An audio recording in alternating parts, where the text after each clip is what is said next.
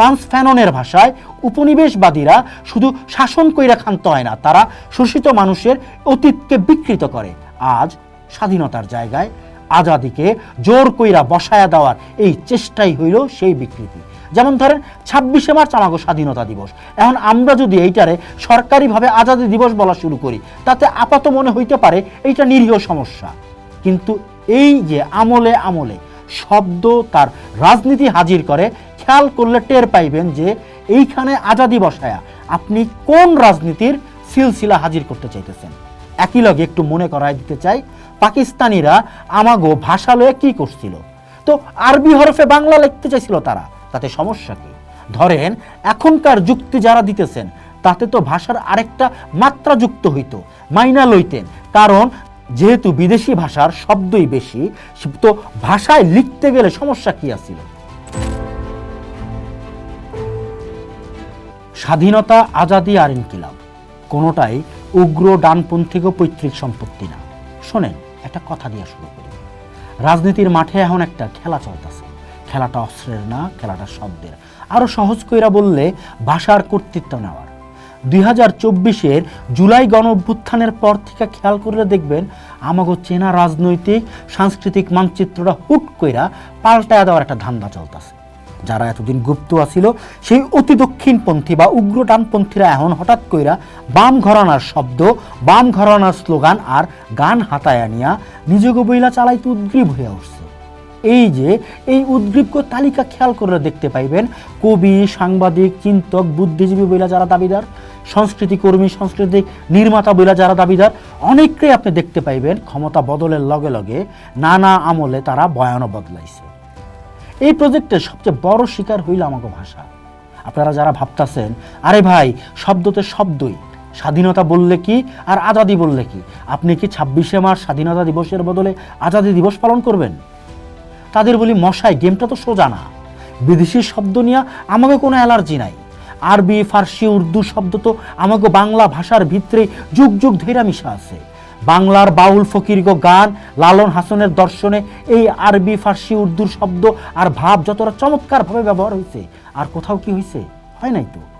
বাউল মহাজনেরা এই উগ্রবাদীর মতো কুয়ার ব্যাং না, তারা দুনিয়ার সব শব্দ, অলঙ্কার আর ভাব নিয়ে খেলাধুলা করছে। তাইলে আমাকে সমস্যাটা কোথায়? সমস্যা হইল নোংরা নিয়তে। ভাষার সাম্রাজ্যবাদী আচরণটা যদি দেখেন, এরা বাংলার শিকড়, বাংলার বাউল ফকিরগো পিটায় রক্তাক্ত করব, তাগো আখড়া পুরাইয়া দিব, বাউল গানের আসর বন্ধ কইরা দিয়া জোর কইরা চাপায়া দিতে চাইব এলিট শ্রেণীর কাওয়ালি নাই। কাওয়ালির প্রতি আমাগো কোনো বিদ্বেষ নেই, কিন্তু যখন বাউল গো পিটায়া তাগো সংস্কৃতিরে নিশ্চিহ্ন কইরা সেইখানে উর্দুর আধিপত্য আর ধর্মীয় মরকে কাওয়ালিরে সাংস্কৃতিক আগ্রাসনের হাতিয়ার হিসেবে ব্যবহার করা হয়, তখন সেইটা আর নিছক গান থাকে না, সেইটা হয়ে উঠে ক্ষমতার রাজনীতি। এরা চায় বাংলার নিজস্ব সংস্কৃতিরে কম পবিত্র বা অশ্লীল ট্যাগ দিয়া নিজেকে ধার করা উর্দু টোন্ড বাংলারে সুপিরিয়র বানাইতে। গায়ত্রী স্পিভাক তো বলছিলেন, language is not innocent, it is the site of power. ভাষা কোনো নিরীহ বিষয় না, এইটা ক্ষমতার ভর কেন্দ্র। এইটা তার সবচেয়ে বড় প্রমাণ। ফরাসি দার্শনিক মিশেল ফুকো কইছিলেন, যেইখানে ভাষা আছে সেইখানে ক্ষমতা কাজ করছে।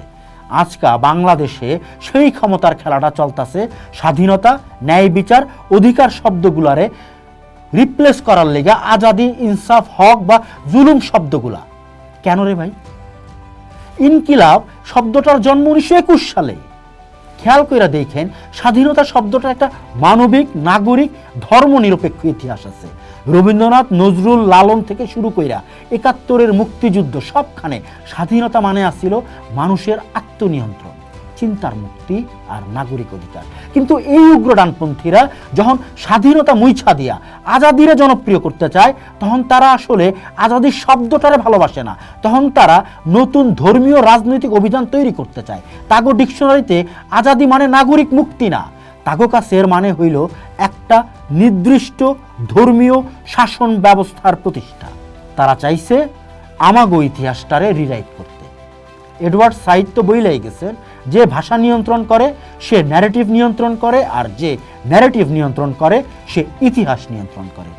এরা 71-এর মুক্তিযুদ্ধের রাজনৈতিক ভাষ্যরে পাকিস্তানি উত্তরাধিকারী শব্দে বিলীন করে দিতে চাইতেছে।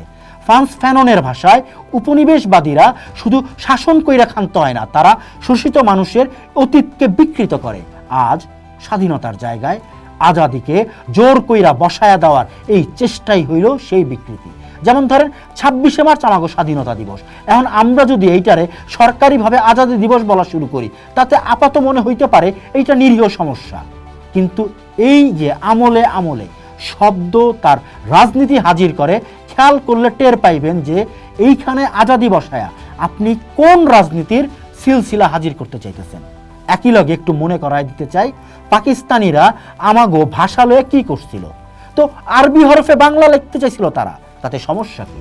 ধরেন এখনকার যুক্তি যারা দিতেছেন তাতে তো ভাষার আরেকটা মাত্রা যুক্ত হইতো, মাইনা লইতেন, কারণ যেহেতু বিদেশি ভাষার শব্দই বেশি, তো ভাষায় লিখতে গেলে সমস্যা কি আছিল?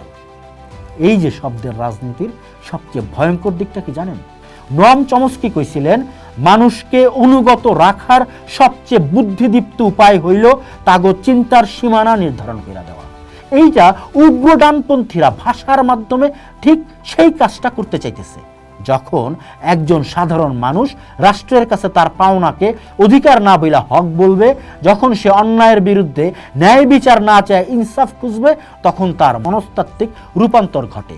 আর সে নিজেকে অধিকার সচেতন নাগরিক ভাবে না, সে নিজেকে ভাবতে শুরু করে বিশ্বাসী বা মুমিন।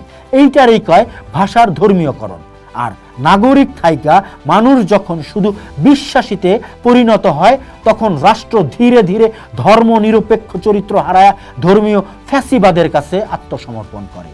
জার্মানির দার্শনিক ইউরগেন হাবারমাস যেমন সতর্ক করছিলেন, পাবলিক স্পেয়ারের ভাষা যখন থিওলজিক্যাল বা ধর্মতাত্ত্বিক হয়ে ওঠে, তখন গণতন্ত্রের ক্ষয় শুরু হয়। আজ আমাকে চোখের সামনে সেই গণতান্ত্রিক পরিসরেই ক্ষয় চলতেছে। উগ্র ডানপন্থীরা আজাদি বা ইনকিলাব শব্দগুলা ব্যবহার করছে, দেখা কি শব্দগুলা তাগো হইল? ইতিহাস কয় তো অন্য কথা। ভাইয়েরা, ভালো কইরা মাথায় গাইথা নেন, আজাদি এবং স্বাধীনতা দুইটাই আমাগো, ইনকিলাব জিন্দাবাদও আমাগো। এই স্লোগানটা 1921 সালে ইসলামিক পণ্ডিত, উর্দু কবি, ভারতীয় স্বাধীনতা সংগ্রামী, ভারতীয় জাতীয় কংগ্রেসের বিশিষ্ট নেতা এবং ভারতের কমিউনিস্ট পার্টির অন্যতম প্রতিষ্ঠাতা মাওলানা হাসরাত মোহানির সৃষ্টি। ব্রিটিশ বিরোধী আন্দোলনে বিপ্লবী ভগৎ সিং ফাঁসির মঞ্চে দাঁড়ায়া স্লোগান দিছিলেন, ইনকিলাব জিন্দাবাদ, বিপ্লব দীর্ঘজীবী হোক। মজলুম জননেতা মাওলানা ভাসানী আজীবন লড়াই করছেন মেহনতি মানুষের আজাদির লেগা।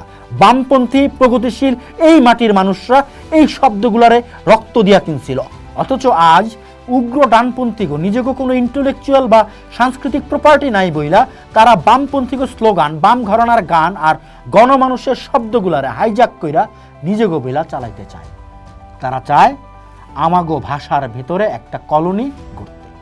বাউল ফকিরগো রক্ত ঝরায়া ভাষার সাম্রাজ্যবাদী আচরণ কইরা যারা সংস্কৃতির দখল নিতে চায়, তাগো রাজনীতিটাই বরং বোঝা জরুরি। রবীন্দ্রনাথ কইছিলেন, যে জাতি নিজের চিন্তা নিজের ভাষায় প্রকাশ করতে পারে না, সে স্বাধীন হতে পারে না। তাই আমাগো নিজস্ব চিন্তার জায়গাটা ধরে রাখতে হবে। আমরা স্বাধীনতাও কমু, আজাদিও কমু, আবার অন্যায়ের বিরুদ্ধে ইনকিলাব জিন্দাবাদও কমু। সাধারণের কিন্তু গ্রহণের সমস্যা নেই যদি সেইটা চাপায়া দেওয়া না হয়। সমস্যাটা তখন আপনি যখন চাপায়া দেন, সেইটা ধর্মের নামে হোক, ধর্ম নিরপেক্ষতার নামে মুশকিল হইতাছে। বাংলাদেশের ভাষা উপরে এই ধরনের কর্তৃত্ব ফলাইতে আমলে আমলে আমরা দেখছি। এইখানে সংকটটা ভাষার সংকট না, আসলে সংকট রাজনীতি।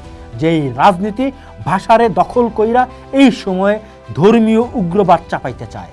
ইনকিলাব জিন্দাবাদ বইলা আপনি কখনো ধর্মীয় উগ্রবাদের পৃষ্ঠপোষক হইতে পারেন না, তাগো ফুট সোলজার হইতে পারেন না। ইনকিলাব জিন্দাবাদ স্বাধীনতাকামী মানুষের স্লোগান, এইটারে নিয়া রাজনীতি কইরেন না। পোস্ট দেখুন, ভাবুন, করুন, থাকুন পোস্টের সাথে।